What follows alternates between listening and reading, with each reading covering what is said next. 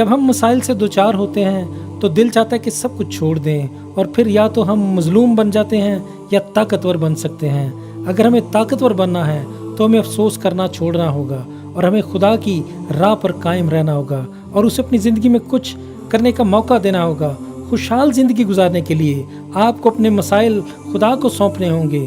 آج آپ جانیں گے کہ دعا کے ذریعے آپ اپنی زندگی کو بااختیار بنا سکتے ہیں۔ مشکل گھڑی میں پرسکون رہتے ہوئے آپ شیطان کو شکست دے سکتے ہیں۔ مرکز کی انجیل اس کے 4 باب کی 35ویں آیت میں یہ لکھا ہے کہ اسی دن جب شام ہوئی تو اس نے یعنی یسوع نے ان سے کہا کہ آؤ پار چلیں۔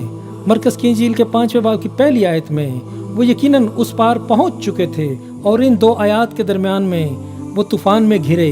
جب شاگرد طوفان میں گھر گئے تو وہ ڈر گئے اور دوسری طرف یسوع کشتی میں سو رہے تھے۔ انہوں نے اسے اٹھایا اور کہا، آپ کو ہماری فکر نہیں ہے؟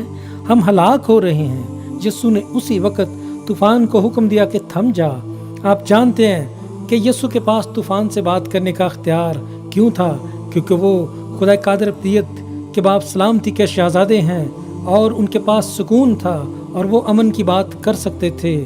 اسی لیے اس نے طوفان کو حکم دیا کہ وہ تھم جائے۔ شاگرد یہ نہیں کر سکتے تھے کیونکہ ان میں خوف تھا۔ اگر ہم اپنی مشکلوں میں پرسکون نہیں رہیں گے تو ہم اس اختیار کو حاصل نہیں کر سکتے جو یسوع ہمیں دینا چاہتا ہے۔